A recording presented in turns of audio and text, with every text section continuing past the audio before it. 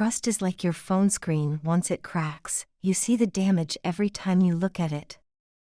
I never thought I'd be the one telling this story. My name is Madison Collins, but everyone calls me Maddie. I'm 23, working as an art gallery curator in Boston, and this is my confession. They say the most beautiful love stories start in unexpected places. Mine began on a rooftop bar in downtown Boston, where the city lights sparkled like stars beneath us. It was one of those perfect September evenings when summer reluctantly gives way to fall. I wasn't supposed to be there that night. My friend Katie had dragged me out, insisting I needed to stop being such a workaholic. That's when I saw him, Ethan Parker. He wasn't the loudest person in the room, or the most obviously attractive. But there was something about the way he stood slightly apart from the crowd, nursing his craft beer. Something about his quiet confidence that drew me in. I caught him looking at me a few times, his eyes quickly darting away when I noticed. It was cute, really. When Katie went to get another round of drinks, he finally approached. "That's an interesting tattoo," he said, pointing to the small compass on my wrist. I smiled, relieved he hadn't used some cheesy pickup line. "It reminds me to always find my way home," I explained. "Even when you're lost?" he asked. "Especially then." We talked for hours that night. About everything and nothing. About his work as a software engineer. About my passion for contemporary art. About our shared love of Thai food and indie bands nobody else seemed to know. He made me laugh with his terrible puns. I made him blush with my forward questions. By the end of the night, I knew something was different about this one. Our first real date was at a food truck festival in South End. Ethan insisted on trying something from every truck. We ended up sitting on a curb, sharing 8 different dishes. I got sauce on my new white blouse. He gave me his jacket to cover it up. It should have been awkward, but somehow it wasn't. That's how things were with Ethan, effortless. Days turned into weeks, weeks into months. We fell into an easy rhythm. Sunday brunches at our favorite cafe in Beacon Hill. Movie nights where we'd fall asleep on his couch. Weekend trips to Cape Cod, where we'd walk along the beach. He introduced me to his world of coding and tech startups. I showed him the beauty in abstract expressionism. Our friends joked that we were that annoying couple who had everything figured out. Maybe we were. Our Instagram feed was filled with perfect moments. Sunset picnics on the common. Cozy winter evenings at craft breweries. Dancing at underground concerts. But social media only shows what we want it to show. It doesn't capture the quiet moments. The way Ethan would bring me coffee in bed every morning. How he'd leave little notes in my purse when I had a big day at the GA. Larry. The way he'd hold me when I was stressed about work. Those were the moments that made me fall in love with him. After a year, we decided to move in together. We found a small but charming apartment in Beacon Hill. The rent was ridiculous, but the location was perfect. Our friends helped us move, turning it into an impromptu housewarming party. That night, surrounded by half-unpacked boxes and takeout containers, Ethan looked at me and said, "This feels right, doesn't it?" It did. Everything felt right. Until it didn't. Looking back, I can see where the cracks started to form. They were tiny at first, barely noticeable. Like hairline fractures in a seemingly perfect surface. It started with a notification on my phone. A message from Blake Thompson, my ex. "Hey stranger, saw your latest exhibition online. Impressive work." I should have ignored it. Should have blocked his number. Instead, I replied. It was innocent enough at first. Just catching up, talking about work. Blake had become a successful photographer. His work was being featured in galleries across the country. He asked for my professional opinion on his latest series. I told myself it was just networking. That's what you do in the art world. You maintain connections. You stay relevant. But deep down, I knew it was more than that. Blake and I had history. 3 years of it, before I met Ethan. We'd ended things because our careers were taking us in different directions. At least, that's what we told everyone. The truth was messier, more complicated. Now here he was, back in my life. Just through messages at first. Then video calls to discuss his upcoming show. I didn't tell Ethan about any of it. Not about the messages. Not about the calls. Not about how Blake would sometimes send me his photos at 2 a.m. asking for my thoughts. I told myself I wasn't doing anything wrong. That it was just professional courtesy. But I started password protecting my phone. Started deleting messages. Started taking calls on the balcony when Ethan was home. The guilt started eating at me. I'd catch Ethan looking at me sometimes. Questions in his eyes that he was too trusting to ask. My friends noticed the change in me. Katie confronted me one night over wine. "What's going on with you, Maddie?" "Nothing," I lied.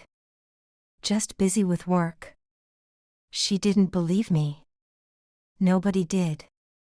Then Blake told me he was coming to Boston. For a photography workshop, he said.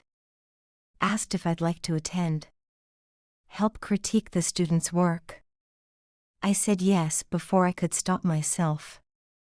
Told Ethan it was a mandatory work event. Another lie to add to the growing pile. The workshop was at a hotel downtown. Blake looked exactly as I remembered. Confident, charismatic, with that same mischievous glint in his eyes. We spent the day reviewing portfolios. Giving feedback to aspiring photographers.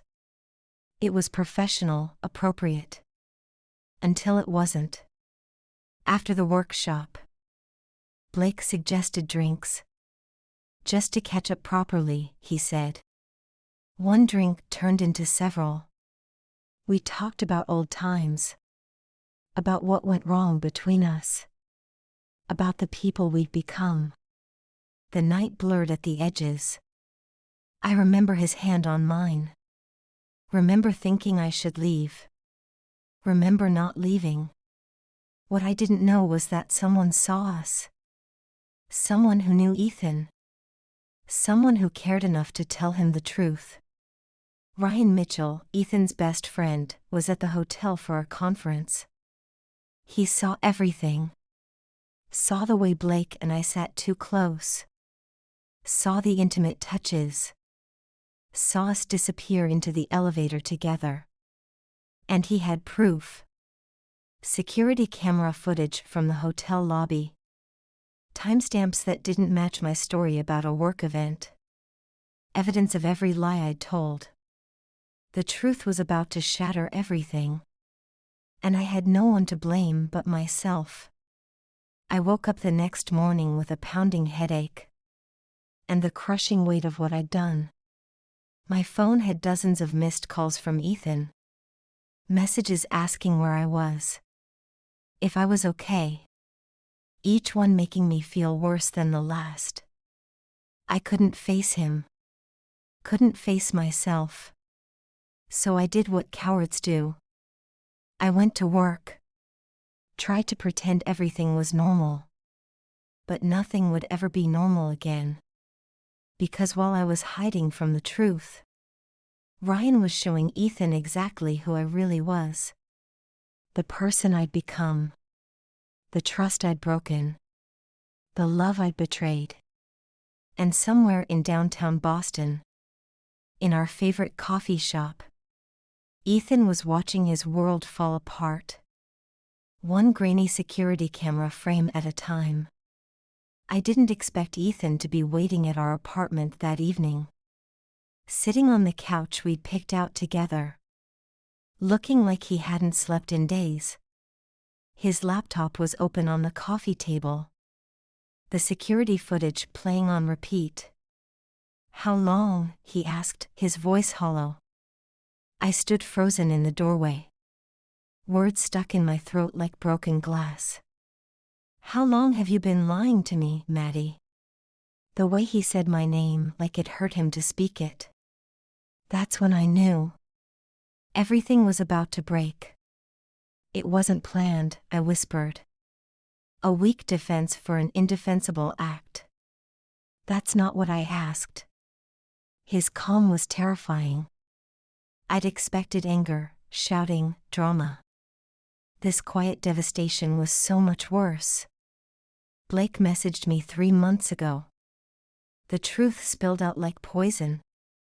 Every message, every call, every lie. Ethan just sat there, listening. His face growing more distant with each word. "Did you sleep with him?" The question I'd been dreading.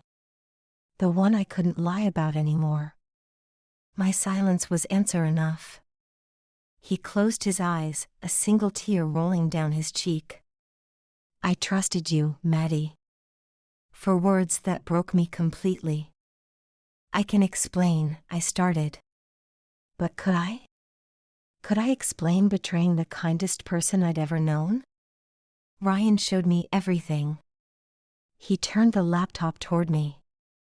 There I was, laughing at something Blake said. His hand on my lower back. The intimate gestures that looked so damning now. It wasn't. But it was exactly what it looked like. "I thought we were happy," Ethan said softly. "We were." I insisted. "We are." "Then why?" The simplest question. The hardest to answer. "I don't know." And that was the truth. I didn't know why I'd risked everything. Why I'd thrown away something real.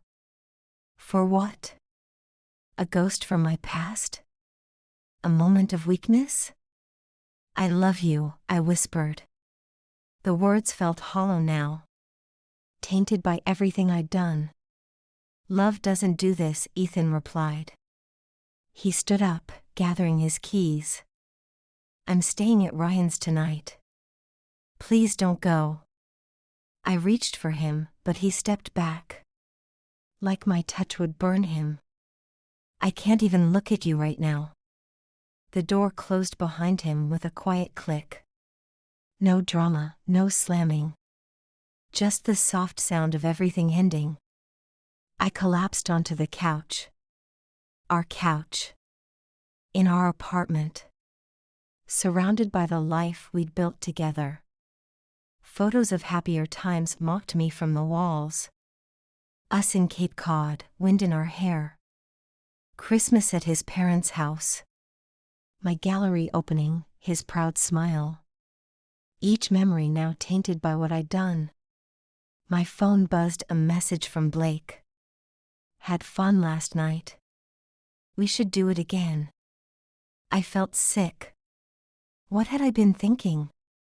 I deleted his number. Blocked him on every platform. Too little, too late. The damage was already done. Days passed in a blur. Ethan didn't come home. His clothes disappeared piece by piece. Taken while I was at work. Our friends chose sides. Most chose his.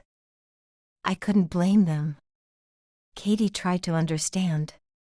"Everyone makes mistakes," she said. But this wasn't just a mistake. This was a choice.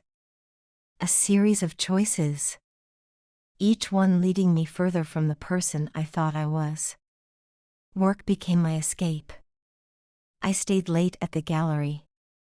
Buried myself in upcoming exhibitions. anything to avoid the emptiness of our apartment. But art couldn't fill the void. Nothing could. One night, I broke down and called him. It went straight to voicemail. "Ethan, please," I sobbed. "I know I messed up. I know I hurt you. But please, can we talk? I'll do anything to fix this. I miss you. I'm sorry. I'm so sorry." He never called back. Instead, I got an email. Clinical, detached. He'd be moving out completely by the end of the month. Asked me to leave his key with the landlord. Said his lawyer would contact me about the lease. Lawyer. Such a cold, formal word. For the end of something that had been so warm. I saw him once, at our favorite coffee shop. He was with someone. A girl with kind eyes and a gentle smile. They weren't touching, just talking. But the way he looked at her. He used to look at me like that. Before I broke everything. I left before he could see me. Walked home in the rain.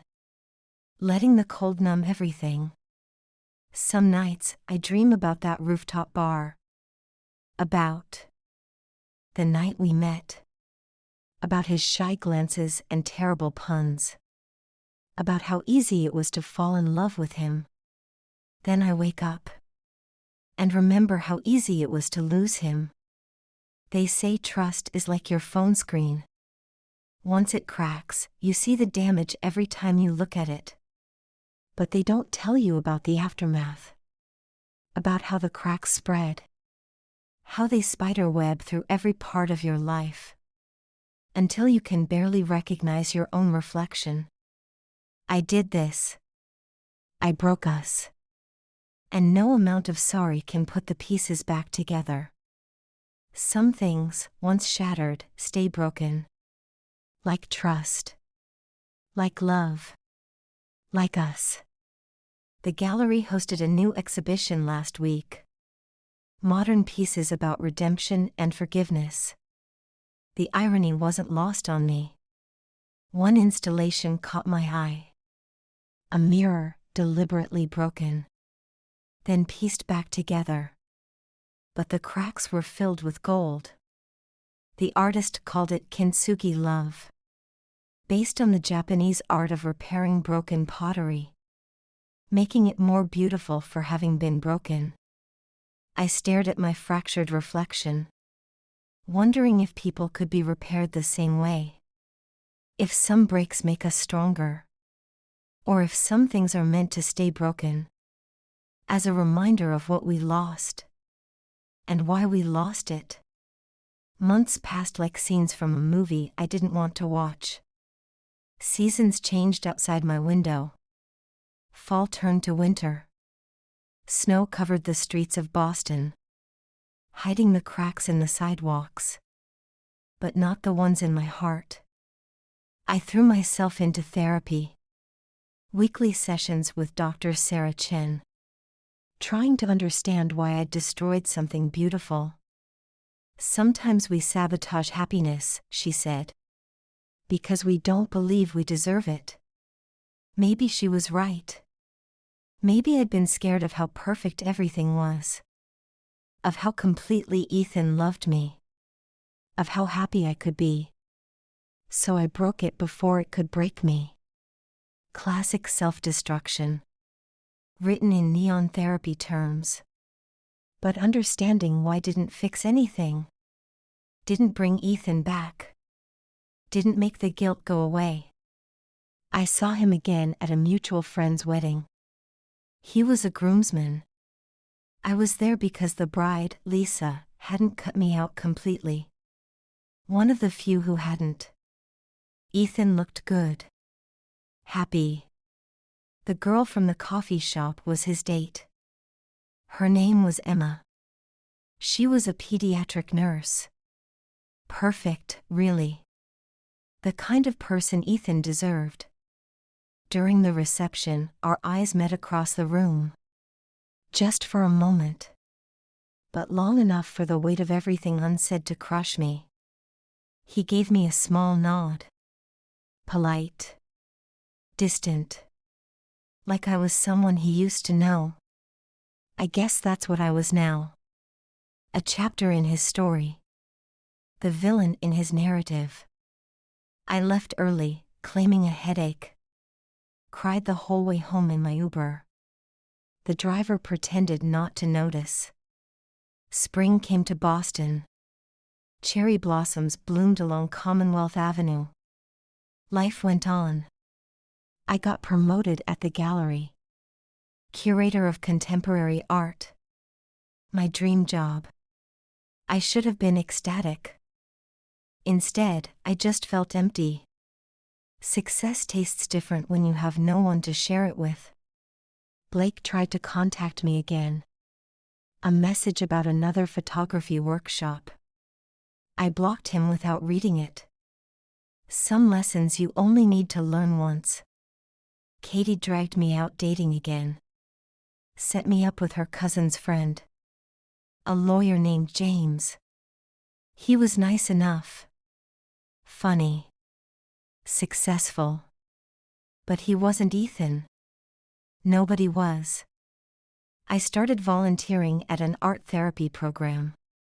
Working with kids who'd been through trauma. Teaching them to express their pain through creation. Sometimes broken things make the most beautiful art, I told them. Believing it a little more each time. One day, I ran into Ryan at Whole Foods. I almost turned and ran. But he saw me first. "Hey, Maddie," he said. Not warm, but not cold either. Just neutral. We stood awkwardly in the produce section. Surrounded by organic apples and overpriced avocados. "How is he?" I asked before I could stop myself. Ryan studied me for a moment. "He's good," he said finally. "Happy." The word felt like a knife. "He's engaged." The knife twisted. "To Emma." I nodded, fighting back tears. "She's good for him," Ryan added. "She would never." He didn't finish the sentence. Didn't need to. She would never hurt him like I did. "I'm glad," I managed to say. And surprisingly, I meant it. Ethan deserved happiness. Even if it wasn't with me. Especially because it wasn't with me. That night, I wrote him a letter. Not to win him back. Not to ask for forgiveness. Just to say everything I should have said before. About how sorry I was. How he'd made me want to be better. How I hoped he'd found the happiness he deserved. I never sent it. Some words are better left unsaid. Some wounds are better left to heal on their own. A year after the wedding, I opened my own gallery. Small, but mine. Focusing on emerging artists. People trying to find their voice. Their truth. The opening night was packed. Critics praised the curation. The vision. The raw honesty of the pieces. One installation stood out. A series of photographs. Moments captured through broken glass. Each fragment telling its own story. But together forming something new. Something honest. Something real. I named the series Reflections. And in each piece, I saw a little bit of us. Of what we had. What we lost. What I learned. They say time heals all wounds. But that's not quite true. Time just teaches us to live with the scars. To find beauty in the broken places. To learn from our mistakes. And maybe, just maybe, to forgive ourselves. Not for them, but for us. Because some lessons cost everything to learn. And the only way forward is through the pain, through the guilt, through the broken pieces, until you find yourself again. Changed, scarred, but whole. I still wear the compass tattoo, a reminder to find my way home, even when that home isn't a plaque, or a person, but the truth of who you are, and who you want to be. Trust is like glass. Once broken, it's never the same. But maybe it's not supposed to be. Maybe the breaks and scars, the lessons and pain, make us who we're meant to become. Not perfect, but real. And sometimes, that's enough. End.